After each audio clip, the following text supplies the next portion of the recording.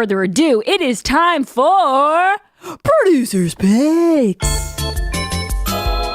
And now, the feature so many of our listeners wait for each day. Producer's Picks.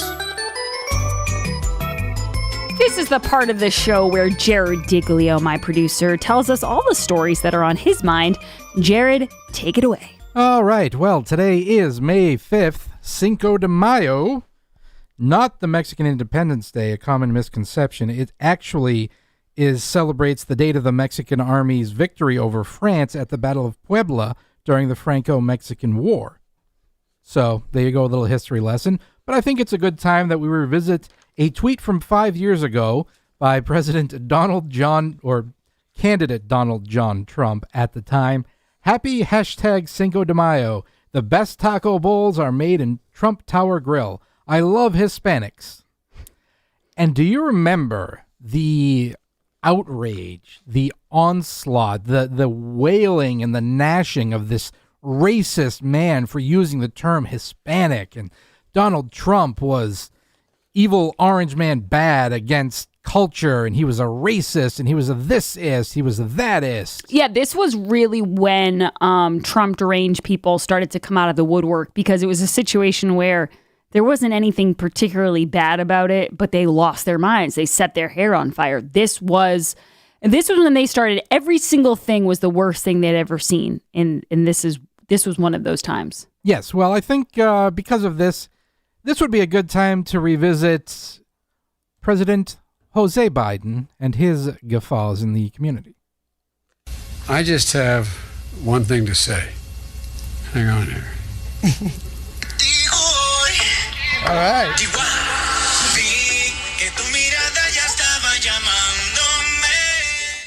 Now, Despacito. I do understand that Despacito was by a Puerto Rican artist, and I know that that is different than a Mexican artist, so hate mail does not have to come in. The point is Joe Biden being out of touch. And today, as you know, you do on Cinco de Mayo, or if you're Joe Biden, you go get some tacos and enchiladas. President, what'd you get? Tacos and some enchiladas. Mr. President, do you have any comments on that? But wait, there's more. He has to clarify whose tacos these are. I want my staff to hear, these are my tacos. Sometimes I put these in the car when we're campaigning. Sure. Put them in the car and I find out I go to the next event and they're gone. Okay, hold on. I have to talk about this. I cannot stand the pity laughs. It's okay. It's okay to just smile. You know, you don't want, someone says, I want my staff to know these are my tacos. You don't have to audibly chuckle at that. That's not a funny joke. Ha ha ha ha ha. It's like where they wouldn't even give Trump so much as a, hey, hi, Mr. President. And they're laughing like they're the soundtrack to Full House. What is happening? Speaking of happening, shall we go to President Jose Biden? Yes, we should. Sure that we get this law's benefits quickly and directly to the American people. So before I say a bit more about what we're doing to support our nation's restaurants, let me provide an update on what is happening through the American Rescue Plan right now as I speak. First is providing checks in pockets and shots in arms. More than 163 million rescue payments have already gone out. These are checks, direct payments of up to $1,400 that for a typical family of four making about $110,000 means a $5,600 check you'll get.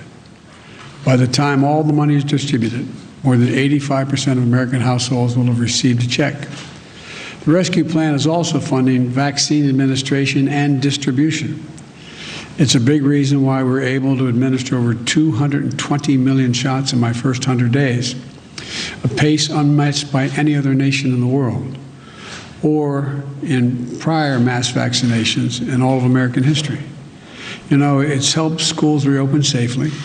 It's helping child care centers stay in business. It's helping families pay for child care. The rescue plan is delivering food and nutrition assistance to millions of Americans facing hunger, and hunger is already sharply down in the United States. Hold on. It's I think if we start doing this, Jared, every time he comes out at 2:45 and we keep skipping producers' picks to take Joe Biden, we're going to have a revolt on our hands. Yeah, I'm actually a little disturbed that he's doing this every day now. I think I'm taking this personally. Like that Michael Jordan meme, I took that personally. I am taking this personally, that he just wants to shut down producers' picks. That's more conservative censorship. That's what I'm really starting to think. This will not stand. There's a look in his eye that says, I know I'm ruining producers' picks. And I don't want to give in to that look, you know? There's also a look in his eye that says, where the hell am I? But there's also a look in his eye that says, I want to say vaccine.gum so badly right now. Is it a mint-flavored gum? How does that work? We got to find out. I think it's probably bubble gum because that's the most old school, you know? Yeah. Good old chewing gum. Joe Bazooka Biden. Yes. You know? All right, hard-hitting stuff from the Boston Globe today. Governor Baker keeps including ball pits on his reopening lists. But will anyone jump in again? Oh, no. Is that really the headline? It is. Janelle Nanos from the Globe staff put this out this morning. It's going to be the death knell for the public ball pit. I didn't know there was that many.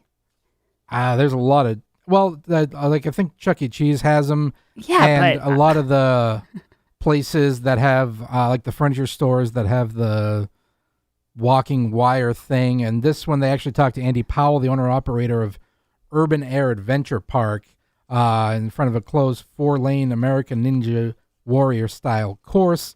And the ball pits, which, honestly, let's face it, the ball pits are pretty gross. I mean... Yeah, I was just going to say, I don't want to be a buzzkill, but ball pits gross. Are kind of I mean, I loved it grimy. As a kid, but the more I thought about it, I just, yeesh. So... Yeah, I went... They used to have them at McDonald's. I used to go in the ball pits all the time. Yeah. I had no issue with it, but now looking back, I'm like, yikes, that is gross. So let's go out to the curb at midnight, pour some liquor on the curb for... the Massachusetts ball pits. How many more, Mr. Speaker? How many more ball pits must suffer? Well, despite Dr. Anthony Fauci trying to extend this as much as he can, we finally have a significant indication that the pandemic is done. No, I'm not talking about the fact that California hospitalizations are down 93% since January because of COVID-19. Nevada brothels reopen after a long hiatus. It's officially done, folks. The brothels are open. We're back. Open it all up. There's no reason to keep kids out of school. There's no reason to wear masks. The brothels are open. Let's go. Let's go. Once the brothels open, I'm going into the supermarket without a mask. If the brothels are open, Grace Curley's having a big old wedding. What does that woman say? Wild West pimp style? Oh, yes. Hang on a second. I'm having my wedding. If the brothels are open, then it's party time. Sorry, Charlie Bacon. Wild West pimp style. Yeah, exactly. That's happening. You can't have it both ways. And this is no shade to the brothels. I'm sure they've been suffering a lot recently. Yes. But if they get to open, we all get to go back to normal life. I totally agree. And speaking of callbacks, a couple of weeks ago or last month, I talked about the Florida teen that was accused of rigging the homecoming election. Yes. Did you see this? This is from the New York Post. I did. She is going to be tried as an adult.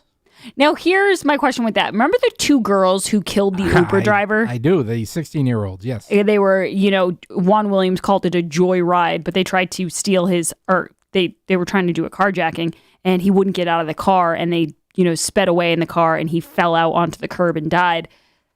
Are they being tried as adults? They're not being tried at all, I don't think. I don't even think they brought charges against them. But no, if they did, they're not being tried as adults. Two standards of justice in this country. Justice. That girl who she rigged the homecoming election, I just have to say, sometimes the punishment fits the crime. The punishment of being on the cover of the New York Post or being in the New York Post because you and your mom rigged a homecoming election, that is enough punishment. You know what I mean? Like, I feel satisfied with her understanding where she went wrong because the entire world now knows this embarrassing story about her. I don't need to see her do jail time. Just give back the tiara and the sash and go on with your life. Shame. Shame. All right. And on this day, 1961, Alan Shepard became the first American astronaut in space. completed a 15-minute suborbital flight aboard the Freedom 7 space capsule, which launched the space race. Very cool. You should let Kamala Harris know that. I She's will. in charge of the National Space Council now. Yes, so everybody who's been incarcerated on the moon, hey, this was the start 60 years ago. All right, guys, when we get back, we will have Howard Lawrence Carr in studio. He might want to take a little bit of Joe Biden live. I don't think Howie's going to mind his segment being taken over by Joe, but we will find out. Don't go anywhere. This is the Grace Curley Show. Follow Grace on Twitter at @G_Curley.